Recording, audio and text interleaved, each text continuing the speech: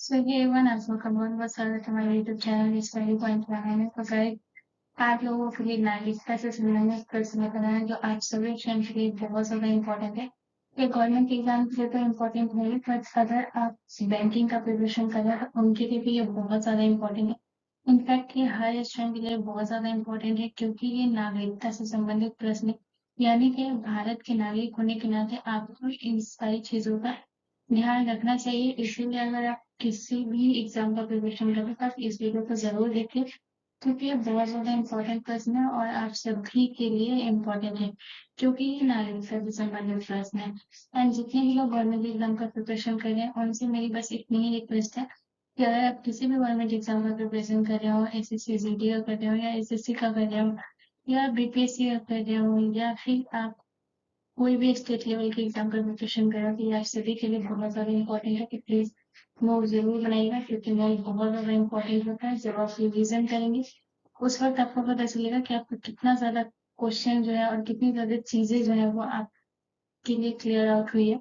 तो वो बहुत ज्यादा इम्प्रूव करता है। तो प्लीज नोट जरूर बनाइए एंड रिविजन जरूर करिए। तो चलिए बिना देरी के स्टार्ट करते हैं। तो हमारा पहला क्वेश्चन है, क्वेश्चन नंबर 1 हमसे कह रहा है कि भारतीय संविधान के किन अनुच्छेदों में नागरिकता संबंधी प्रावधान किए गए हैं। तो बताइए कि भारतीय संविधान के किन अनुच्छेदों में जो है वो नागरिकता के संबंधित प्रावधान किए गए। तो ऑप्शन ए अनुच्छेद 1 से 4 में, ऑप्शन बी अनुच्छेद 12 से 35 में, ऑप्शन सी अनुच्छेद 5 से 11 में, या ऑप्शन डी अनुच्छेद 36 से 51 में। सो गाइस इसका जो करेक्ट आंसर होगा वो होगा option number C is the correct answer. अनुच्छेद 5 से 11 में जो है वो नागरिकता के संबंधित प्रावधान किए गए। अगर बात करें अनुच्छेद 1 से 4 में, तो इसमें संघ और राज्य क्षेत्र के बारे में है। अनुच्छेद 12 से 35 करेंगे गाइस तो इसमें मौलिक अधिकार है, और 36 से 51 करेंगे तो राज्य के नीति निर्देशक तत्व है। तो ये ध्यान रखिएगा, ये बहुत इंपॉर्टेंट प्रश्न है। चलिए नेक्स्ट क्वेश्चन की तरफ। अगला क्वेश्चन हमारा क्वेश्चन नंबर 2 है गाइस। और क्वेश्चन नंबर 2 हमसे कह रहा है कि निम्नलिखित में से कौन सी शर्त है जो भारत की नागरिकता प्राप्त करने के लिए नहीं है। यानी कि आपसे ये पूछा है कि ऐसी कौन सी शर्त है जिसमें आप भारत की नागरिकता उस बेसिस पे आप प्राप्त करने के लिए वो नहीं है। ठीक है, तो ऑप्शन ए संपत्ति स्वामित्व, ऑप्शन बी अधिवास, ऑप्शन सी पंजीकरण, या ऑप्शन डी वंशापरम। सो गाइस इसका जो करेक्ट आंसर होगा वो होगा option number A is the correct answer. संपत्ति स्वामित्व जो है वो नागरिकता प्राप्त करने के लिए नहीं है ऐसी कोई भी शर्त भारत की। तो ये याद रखिएगा। चलिए नेक्स्ट क्वेश्चन की तरफ। अगला क्वेश्चन हमारा क्वेश्चन नंबर 3 है गाइस। क्वेश्चन नंबर 3 हमसे कह रहा है कि कितने वर्षों तक लगातार बाहर रहने पर नागरिकता समाप्त हो जाती है। यानी कि अगर आप भारत से बाहर रहते हैं तो आपकी कितने वर्षों के बाद जो है वो आपकी नागरिकता को समाप्त कर दिया जाएगा। और ये मोस्ट इंपॉर्टेंट प्रश्न है, बहुत सारे एग्जाम में प्रीवियस ईयर में ये प्रश्न देखने को मिले हैं गाइस। तो प्लीज नोट जरूर करते चलिएगा। तो ऑप्शन ए 3 वर्ष में, ऑप्शन बी 5 वर्ष में, या ऑप्शन सी 7 वर्ष में, या ऑप्शन डी 10 वर्ष में। तो बस याद रखिएगा, अगर आप लगातार बाहर रहते हैं 7 वर्षों तक तो आपकी जो नागरिकता है वो समाप्त हो जाएगी। यानी कि जो हमारा करेक्ट आंसर होगा वो होगा option number C is the correct answer, 7 वर्ष। ठीक है, अगर आप 7 वर्ष से बाहर रहते हो तो आपकी नागरिकता को समाप्त कर दिया जाएगा। चलिए नेक्स्ट क्वेश्चन की तरफ। अगला क्वेश्चन हमारा गाइस क्वेश्चन नंबर 4 है। और क्वेश्चन नंबर 4 हमसे कह रहा है कि निम्न में से किस स्थिति में किसी व्यक्ति को भारतीय नागरिकता से वंचित नहीं किया जाता। और ये सभी स्टूडेंट के लिए बहुत ज्यादा इंपॉर्टेंट है कि आपको पता होना चाहिए कि आपकी नागरिकता जो है वो कब वंचित नहीं किया जा सकता।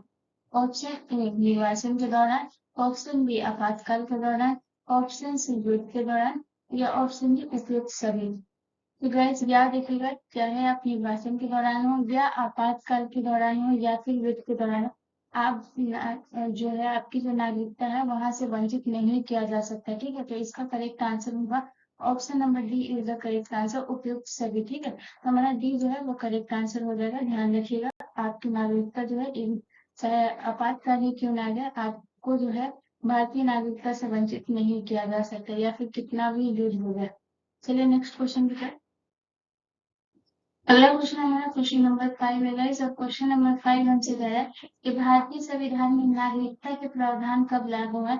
और इसको जो है मोस्ट इंपोर्टेंट टॉपिक दूंगी गाइस, प्लीज इसको ध्यान में रखिएगा, ये बहुत ज्यादा इंपॉर्टेंट प्रश्न है। तो बताइए कि भारतीय संविधान में नागरिकता के प्रावधान कब लागू है। तो ऑप्शन है 1949 में, ऑप्शन बी 1950 में, या ऑप्शन सी 1952 में, या ऑप्शन डी 1953 में। सो गाइस इसका जो करेक्ट आंसर होगा वो होगा option number A is the correct answer. 1949 में जो है वो हमारे भारतीय संविधान में जो है वो नागरिकता के प्रावधान लागू हुए थे 1949 में, ठीक है, ध्यान रखिएगा। चलिए नेक्स्ट क्वेश्चन की तरफ। अगला क्वेश्चन हमारा क्वेश्चन नंबर 6 है गाइस, और क्वेश्चन नंबर 6 है कि पाकिस्तान से आकर भारत में नागरिकता प्राप्त करने संबंधी प्रावधान का वर्णन निम्नलिखित में से किस अनुच्छेद में वर्णित है। तो यानी कि पाकिस्तान से आकर भारत में नागरिकता प्राप्त करने संबंधी जो प्रावधान है वो हमारे संविधान के किस अनुच्छेद में वर्णित है। तो ऑप्शन ए अनुच्छेद 4, ऑप्शन बी अनुच्छेद 6, ऑप्शन सी अनुच्छेद 9, या ऑप्शन डी अनुच्छेद 11। और ये भी प्रीवियस ईयर क्वेश्चन है तो इसको भी मैं वीडियो दूंगी, ध्यान रखिएगा। तो बहुत इंपॉर्टेंट प्रश्न है, इनफैक्ट मैं जितने भी प्रश्न है सारे बहुत ज्यादा इंपॉर्टेंट है, तो प्लीज नोट करते चलिएगा।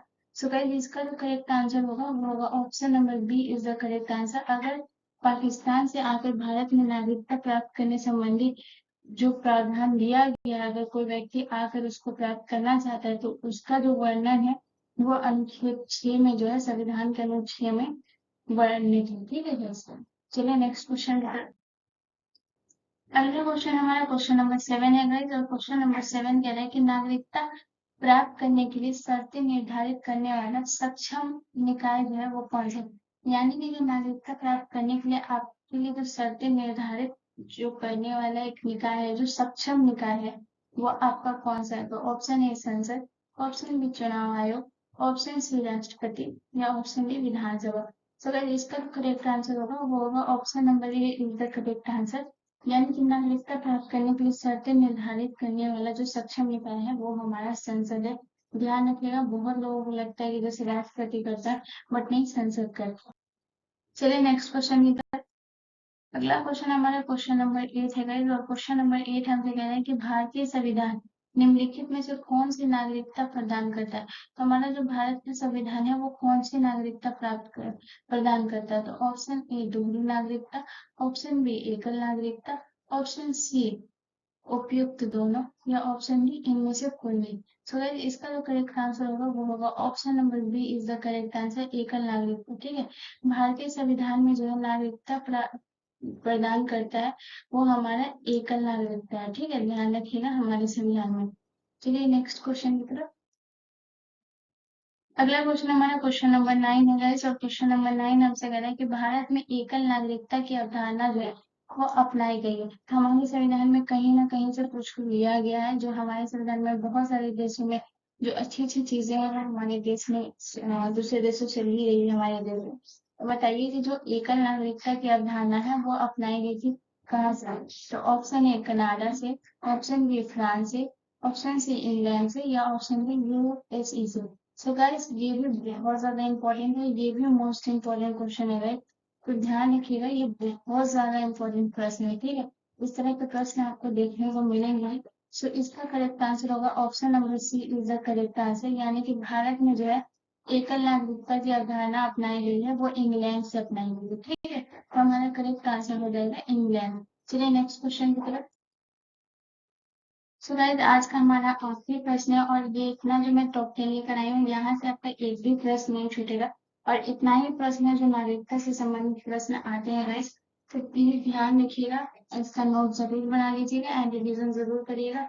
अगर पसंद आया वीडियो तो प्लीज चैनल को जरूर सब्सक्राइब कर लीजिएगा एंड बेल आइकन पे क्लिक करना ना भूलें। तो चलिए हमारा आखिरी सवाल है, क्वेश्चन नंबर 10 है, और 10 हमसे कह रहा है कि संविधान द्वारा प्रदत्त नागरिकता के संबंध में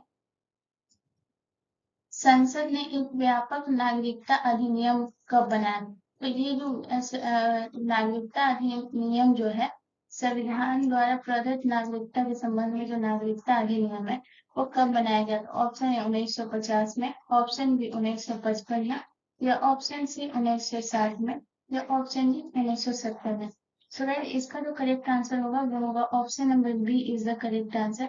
नागरिकता अधिनियम जो बनाया गया था वो हमारा 1955 में नागरिकता अधिनियम बनाया गया था, और ये बहुत ज्यादा इंपॉर्टेंट है गाइस, तो ध्यान रखिएगा। तो इसको भी मैं वीवीआई कर देती हूँ एंड प्लीज गाइस नोट ज़रूर बना लीजिएगा एंड मेरी चैनल को ज़रूर सब्सक्राइब कर लीजिएगा एंड बेल आइकन पे क्लिक करना ना भूलें, क्योंकि मैं इस तरीके की वीडियोस लाती रहती हूँ गाइस। अगर आपको किसी भी टॉपिक पे चाहिए तो आप मुझे कमेंट कर सकते हैं, मैं ज़रूर लेकर आऊँगी। अगर आपको किसी भी इसका प्रीवियस ईयर चाहिए तो आप मुझे उसके लिए भी कमेंट कर सकते हैं एंड एक चीज़ मेरी रिक्वेस्ट है कि वीडियो आपको कैसी लगी ये कमेंट करना ना भूलें। मिलते हैं नेक्स्ट वीडियो में गाइस, धन्यवाद।